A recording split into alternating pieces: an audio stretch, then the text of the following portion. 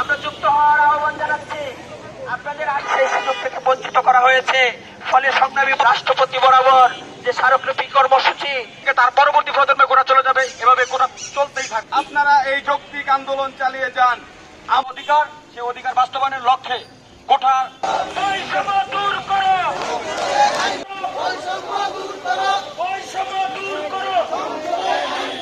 সংসদে সংগ্রাম চলবে, নেতা বিদ্যালয়ের সংগ্রাম চলবে। সংসদে আইন করো, বৈষম্য দূর করো। সংসদে আইন করো, বৈষম্য